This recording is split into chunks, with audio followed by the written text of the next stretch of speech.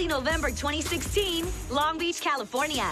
Tens of thousands came together as the worlds of music, art, fashion, sports, food, entrepreneurship, and activism fused into one historical experience that would move the culture into the future. This experience was billed as our generation's World's Fair, ComplexCon. It was a perfect backdrop for some of the top influencers to discuss topics that matter to us. This is Complex Conversations, the future of activism. Mobilize and make a difference. Featuring VP of Marketing and Creative at Rock the Vote and our host, Louis Calderin. News commentator, civil rights activist, and motivational speaker, Michael Skolnick. Activist, journalist, community organizer, D. Ray McKesson. Critically acclaimed rapper, artist, and lecturer, Lil B. Comedian, writer, actress, and co-creator of Broad City, Alana Glazer. You're invited to the conversation. Without a doubt, a new civil rights movement has developed and strengthened this year. And I think the overall theme is, where are we going with it, right? Can you please tell us what is it that motivates you to speak out and join us here today? All right, so we'll begin with you. Let the white guy start. Great, thanks, Louis. Thanks, white guy. Do it, white guy. Race. I sit next to this hero here, and who I met, many years ago in Ferguson. And if it wasn't for those young people, who resisted, police brutality that first night after the death of Mike Brown, when they showed up with dogs, and then ultimately with tanks and rubber bullets. And I think so many of these conversations would not be in the spotlight. This conversation might not even be happening right now if it wasn't for those. So I first want to give praise and give thanks to those young folks, not just in Ferguson and St. Louis, but young folks around the country, folks here in LA, I live in New York, who have resisted for years now, and folks who have resisted for decades and hundreds of years. But I think a lot about race. I look at Donald Trump, and it's like he's created the White Lives Matter movement. Right. And where the Black Lives Matter movement, has been deeply rooted in compassion and deeply rooted in equity and justice. White men, who look like me, are really angry and really scared that their shit's being taken away from them when they don't really know that nothing's being taken away from them. And so Donald Trump has stoked and stoked and stoked that anger to create these rallies that look like Klan rallies. I'm deeply, deeply inspired by young people of color, especially young women of color, especially young Black women who have been at the forefront of this movement. And but it makes me go deeper into my commitment to racial equity. I think about 2 years ago, when we were in St. Louis, I look back and I ask people, how long were we in the street in Ferguson? And people are like, like a month, 2 months. It's like, we were in the street for like 380 days, It was a long time. Wow. And people don't remember that it was illegal to stand still in August and September and October 2014, that if you ever saw us marching, it was because we had to march. It wasn't because we thought marching was like some really cool, like civil rights tactic that we had to employ. And I say all that because, 2 years later, I look back and people think of the protesters as those only of us who stood in streets. But I now think about protesters as this idea of telling the truth in public. And what we did that was so powerful was tell these truths in public. And 2 years later, we're talking about race and equity and justice and criminal justice in the public space in a way we've never done before, which is really powerful. I'm also mindful that people aren't born woke, that something wakes them up. And for so many people, it was a tweet, it was an Instagram post, it was a Facebook post. And I think that social media has really opened up new spaces for us to explore what it means to be an activist and how we tell these truths in public. 2 years ago, people thought that there was a problem in Ferguson. They didn't think there was a problem in America. And 2 years later, people get that. Like, they've accepted that. It's 2 years. It's been 2 years in. 2 years. That's really amazing. That's amazing. Yeah. Feels so much longer.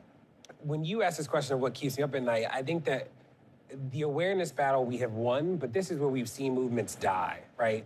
Change the language, sort of change the national conversations, and can't change systems and structures. And I think the test of us going forward will be, can we organize in a way that actually gets us to some tangible wins, especially when we think about the police, is that there are 18,000 police departments in the country. It's a very different type of issue we're thinking about just with police. or with mass incarceration. You look at the presidential campaigns, Bernie, it was the protest that pushed Bernie to release his platform. Hillary, nobody ever thought Hillary would have a racial justice platform, like an explicit one, like she does. Yep.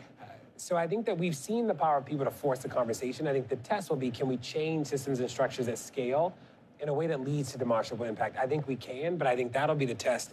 And people don't remember the civil rights movement was a decade, right? That's right. We're 2 years in. So I remind people that the movement is young, that we have a lot of time left to make really substantive impacts.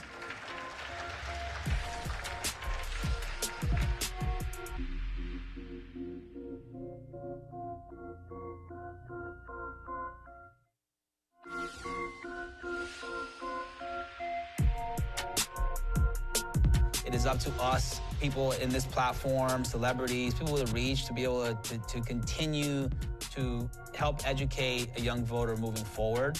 This revolution isn't about one person or one job. It's about all of us, and it's just the beginning. Lil B, can you please tell us the issue that keeps you up at night? I think the number one thing that keeps me up is wanting to make sure that everyone understands and feels that they're not alone. You know, growing up, I felt like I was always that random guy. You know, I was just like a random guy. You know what I'm saying? I'm just a random dude. Wait, so Yes. are you saying you were random? It's like a random dude I just know in what you this mean. earth. You know Yes. what I mean? Totally. And that was kind of scary. And it's overwhelming, especially when, you know, you're climbing up the ladder. And I think you want more truths, and let's all tell what we really know. Money should not stop that. Like, I want people to have lawyers if they need help. You know, I just want people to have that support. It's all support. If you don't got money, you need support. If we don't got the money, we need to have friends. I just want everybody to know that they got a place they can call or somewhere they can go, or, you know, and get true information for free. Love it.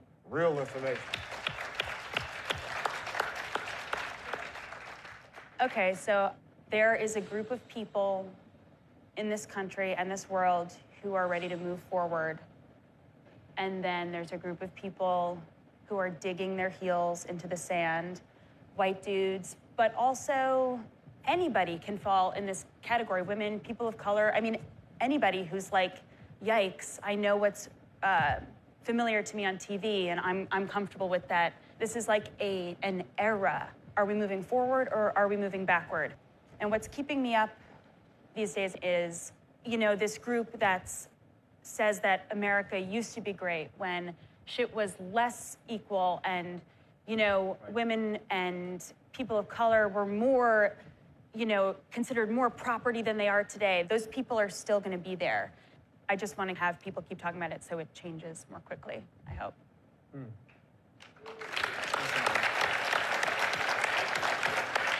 I feel like maybe some of us grow up with a general idea of what an activist is, you know.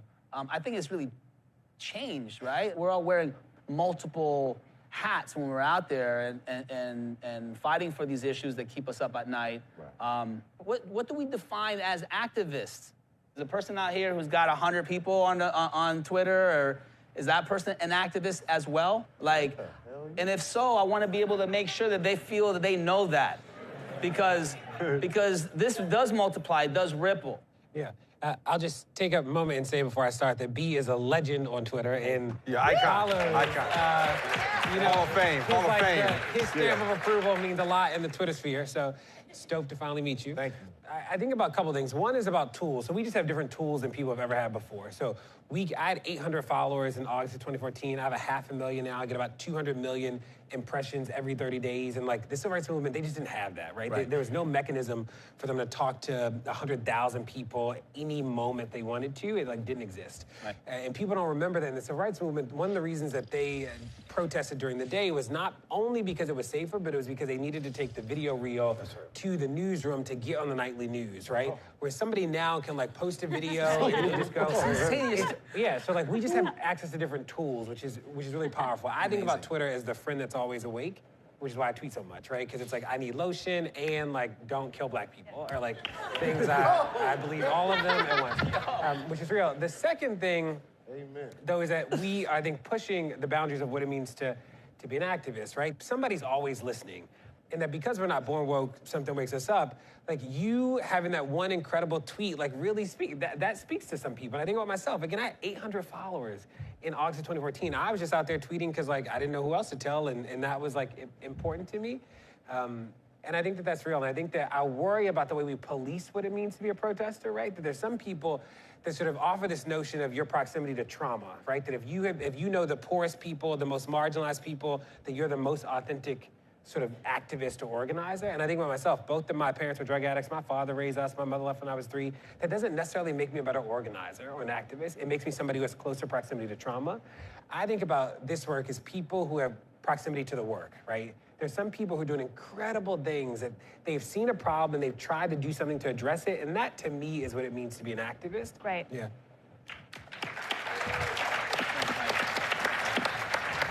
Okay, so just, I'm not even like answering a question, I'm just like continuing the conversation.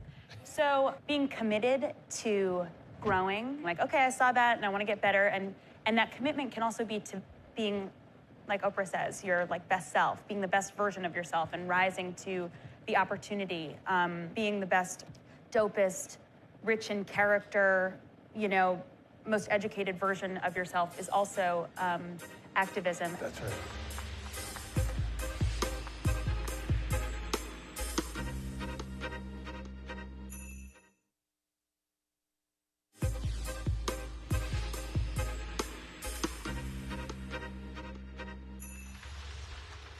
Thank God that we're at this place now, that we're able to illuminate and bring visibility to what's happening in this country. Do people with a large audience, do they have a responsibility to speak to some issue that is important to their audience, or should they just lay back? I mean, recently there's been conversation on the table, you know, you guys are aware of, I'm sure, regarding particular rappers, you know. What do you guys think about Lil Wayne? About Lil Wayne? Oh. What do you guys think about people with an audience and their responsibility to, like, at least participate in the conversation? There's some people we would rather be quiet, right? And so that's real. Like, I think dragging culture is really damaging in general, like, especially on social media, so I try not to participate in those sort of things. I do, like, as soon as that Lil Wayne interview came up, I'm, like, thinking, can I call somebody who can call Lil Wayne? Like, that was my first, it was like, who can call him to be like, that's just not cool. And I will say that, as you know, there are a lot of influencers who like literally don't know what to say. So they say problematic things, not because they like are bad people, but because they just don't know. So like, I think that's a part of our work. But I do think that people with platforms are always communicating messages about power, about worth, about this world, whether they are doing it actively or not. So silence is communicating a message, saying the wrong message is communicating a message, saying the right message is doing one. I think that as organizers, we have to understand that like our work is to organize everybody. It's not just to organize people most impacted. It's not just to organize the lawmakers, it's to organize the rappers and the lawyers and the artists and the like poets, and everybody has to be organized so that we can have a collective impact that makes sense. You know, there's some times when I look at myself and I say, I'm not fighting, I'm not there. And it upsets me, you know what I mean? But then it's the folks that are out there that gives me strength. Right. And it makes me get active. Right. I do, you know what I'm saying? Like, my number one thing was raising the universal empathy and just the feeling of people in general. I knew the power with music and what I had, and I love everyone, I love us all, and we have to continue to pound, that sounded, just to, just to keep the love going. Yes. I think it's safe to say we all love you too, a little bit. Yes, I love you, man. Thank you. I love you all up here. All up here. Lana, you want to answer that? Just want to say that Lil Wayne interview was like unfortunate, but also he represented somebody that you would think would know about the movement but didn't. Right. And that shows that there is such a thing as taking Black Lives Matter for granted, which was important. I didn't know that somebody like Wayne, and that was important. That blew my mind in a way that made me grow too. So he served a purpose there. Well, I mean, you know what it does also is it just shows that, like, there's a lot of work to do left. Yes, you know? exactly. Like, Exactly. Can I add just one short, quick thing? So Harry Belafonte said, the great Harry Belafonte said, when the movement is strong, the music is strong. When the movement is strong, the music is strong. There is no coincidence that we're seeing incredible art being made right now. There's no coincidence that a film like Moonlight, right? Barry Jenkins, who's I've known Barry for 15 years, to make a film like Moonlight, which you all should go see. There's no coincidence that Kendrick is a star right now, or Beyonce makes Lemonade, right? I mean, these are coming out of a reflection of who we are as a generation, and that is rooted in the movement. So as we get stronger, the art just expands as a reflection of us. So I am inspired by the artists, but they are a deep reflection of who we are. And if we are committed, they will be committed, because they are part of us. Oh, yeah.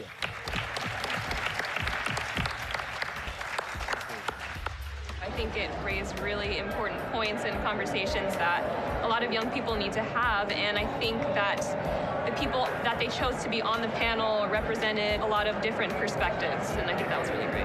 It was really cool to see, like, Lil B, amazing, and Dre, seeing him in real life was so cool, because you just see him on Twitter all the time. To see, like, this actual person who has made such a difference, it's super inspiring.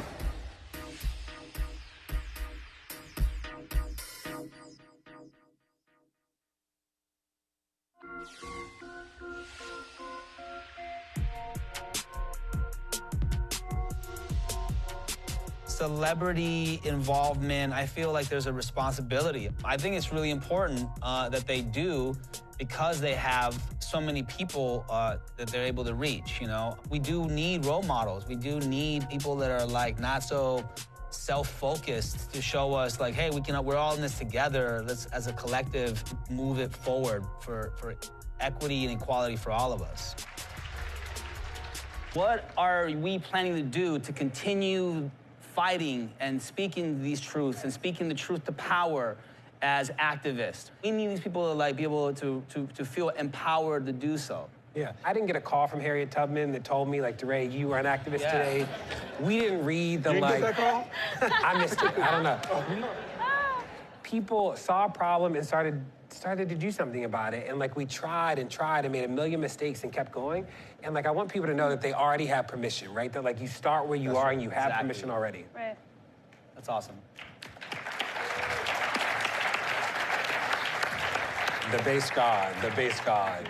We all are very important. We're very special. If you have 2 followers in here, you're very important and special. Because think about it, that's 2 human beings. That's 2 people. So, we all have to remember the number one thing we all are is human. Like, this is all ours, you know what I'm saying? The reason why I really respect this guy so much is the commitment. Brave. The commitment is every day. It's not when someone calls you and says, yo, Dre, can you retweet this for me? My day's off today. I can't do that. Right? The commitment, and that's all that it takes to be an activist, is just a commitment to the issue. Yeah. If it's one tweet as your first commitment, awesome. If it's one protest, amazing. If it's one petition, great. If it's one student group in your college, like, whatever your entry is, I have no judgment. We dream to have a room like this at 11 o'clock on a Sunday morning talking about this. Like, we dream about this. So I feel so blessed to be in a room with young people who look like me, who listen to the same music as I listen to, and yeah, we were the random dudes growing up, but, like, I mean, we did ruin a lot of parties. Like, Skolnick's here, damn, we want to talk about that. We just want to get high and drink and have a good time, but, like, now folks want to get high and drink and have a good time and talk about activism, and that's okay. Right. People are like, yeah. Yes. I believe that as long as we who are a part of this forward-thinking movement do continue to be ourselves and represent ourselves transparently, yeah, you can't do better than that. you can't, Trump can't fake being for women or whatever. The cream like does rise to the top, I think. Yeah. These devices and these conversations, they come from an authentic place. Right. And they come from a place that's deep in our heart. And so for me, that device that he has in his pocket, he has, she has, I have, you have, that device allows us to communicate in an authentic way with no one telling us yes or no. Anyone in this room, right? We're gonna, if you tweet at DeRay, I'm gonna look at DeRay's phone. We're gonna say, who tweeted you, right? We're gonna look at the conversations that are created in this room immediately. Yeah. That's power that you all have. Collectively, you have more power than we do as individuals. So that device that's in our pocket, to me, is powerful, but oftentimes the most beautiful moments of expression come from a very authentic place. Wow, you guys. Well, I want to thank you all for participating in today's conversation. We're running out of time here. Let's hear it for these guys, everyone. Thank you guys very much. Thank you all very much.